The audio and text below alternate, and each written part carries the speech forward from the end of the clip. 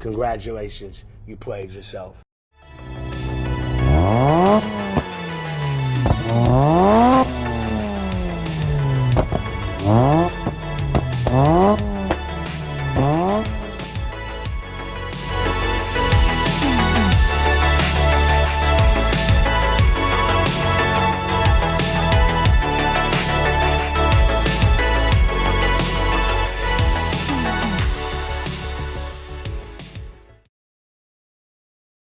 Luckily, it didn't stick to the car for 5 years, so it was pretty easy to get off. But let's get on with the episode. I realized that summer is closer than I thought, so I've decided to do just what it takes to get the car running, meaning the ignition is going to take a back seat for a while.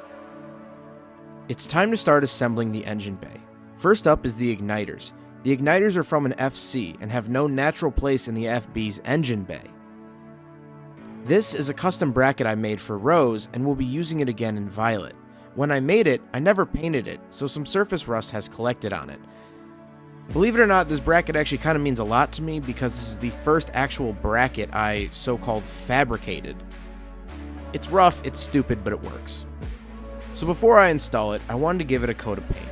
So off to the top secret Rotary Life workshop located in my backyard.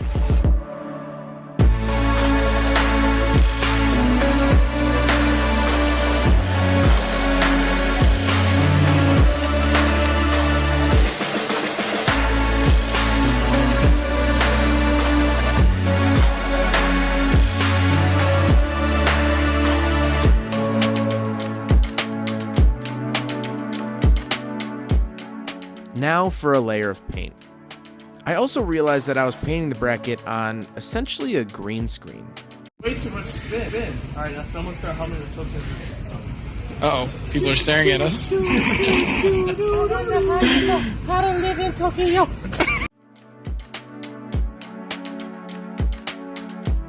And now to wait for the paint to dry. Under the hood, I removed the choke on the driver's side strut tower. It comes off with two 10mm bolts and a screw. This is for the 12A and is no longer needed for this car. Now to bolt up the FC igniters.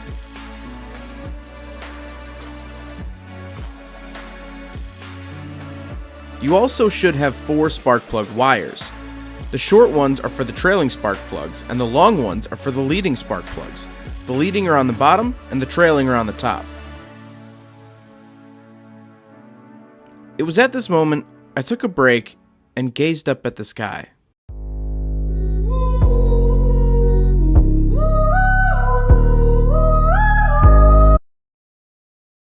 Before the end of the day, I wanted to check out the gas tank.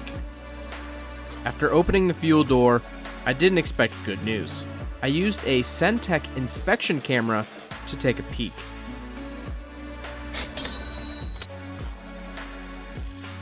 The story goes about as well as you would think. The gas tank was shot. Luckily, I kept the gas tank from Rose.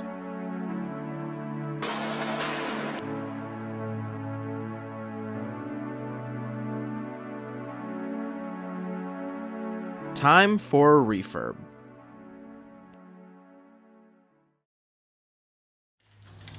Alright, so to get started on the gas tank, I actually picked up 2 different kinds of wire brushes. So I picked up a brass coating one as well as a steel. So we're going to do some tests to see which one is better. Brass is a little bit of a softer metal, so we have less chance of hurting the actual gas tank itself, but I think this will be a little bit more aggressive, so let's see which one's better.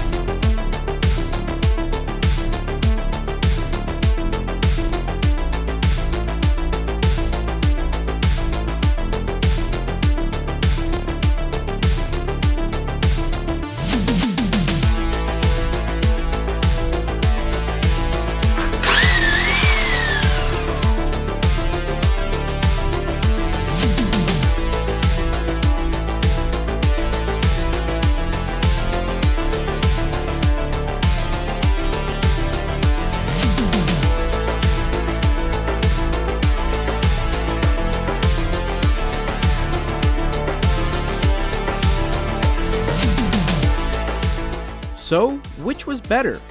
Steel or brass? The real answer is option C, an angle grinder with a big f***ing wire wheel on it.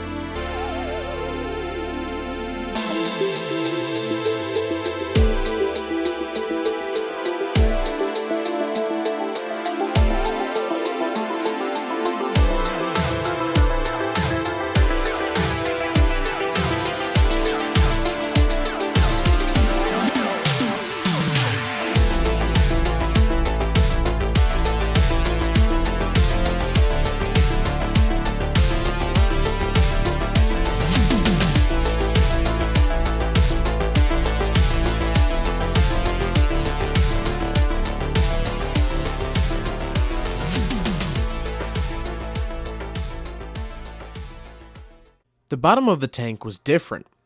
It already had undercoating on it, which was hard to remove since when the grinder hit it, it turned soft and gummy.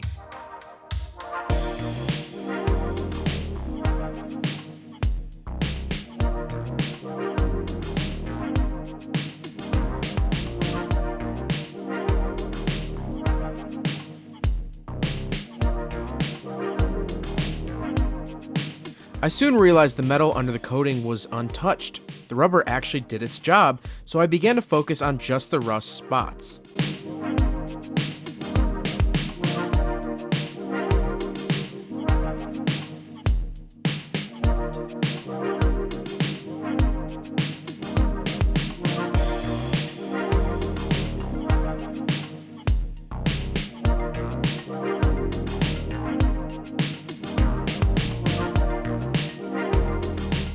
Unfortunately, all the stores around me were closed, and I didn't have any undercoating, so I primered over the bare metal to prevent any surface rust from coming back overnight before I actually got some undercoating.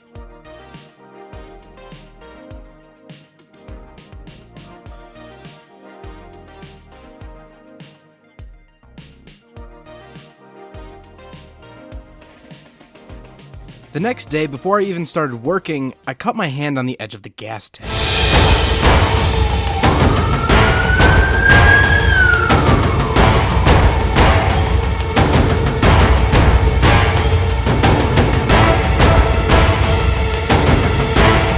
Nah, it wasn't that bad. I just wanted to show off the stock footage library I just subscribed to.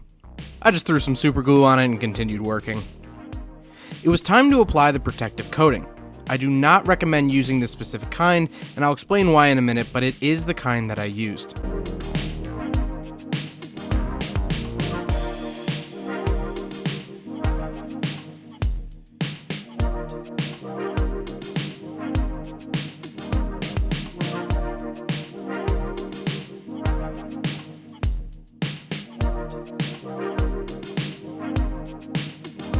Once applied, the liner stayed sticky.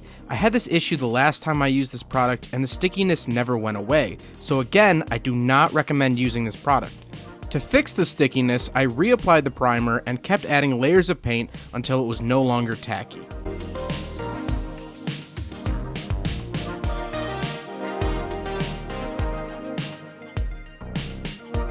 This is the paint that I did use, and I do recommend this.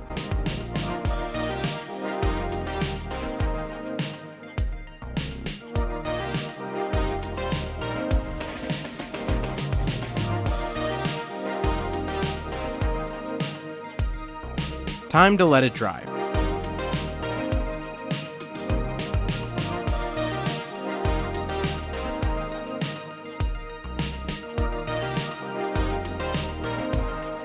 The rain kept coming, but it was time to paint the top.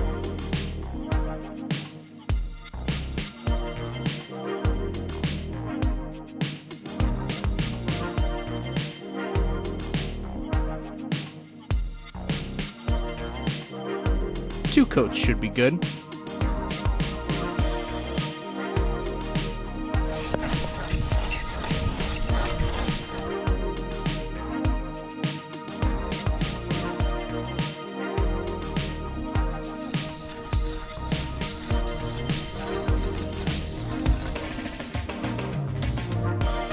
I then tried to add some clear coat, which was a mistake because it's about 8 years old and began reacting poorly to the paint. Nice. I'll fix that in a minute.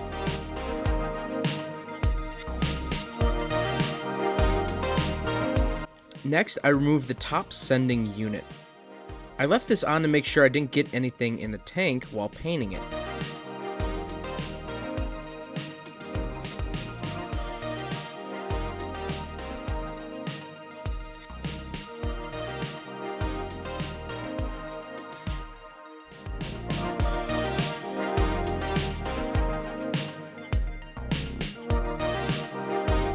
I decided to wash out the tank anyway, as well as remove the now bubbled paint.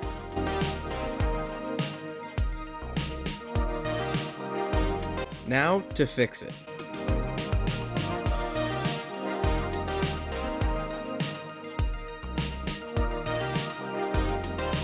After I repainted it, I left the tank open to dry in the sun.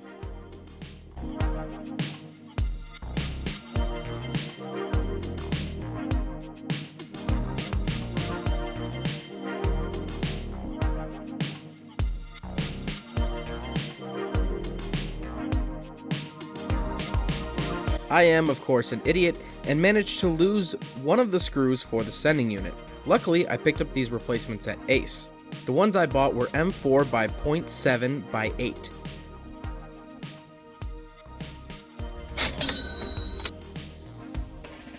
I'm also using a new gasket from Atkins Rotary, which will be linked in the description below.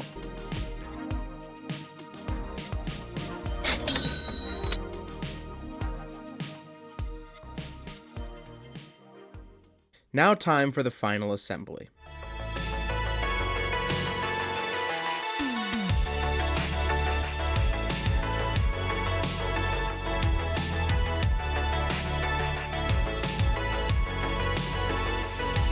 Overall, I'm happy with how the tank turned out. I'm not used to doing restoration projects like this, so given my limited knowledge and resources, I'm happy with the results. The paint could be better, and a sandblaster would have been a big help. But again, I can't complain. I hope you guys enjoyed this episode of Rotary Life, and I look forward to seeing you guys in the next episode. Take care.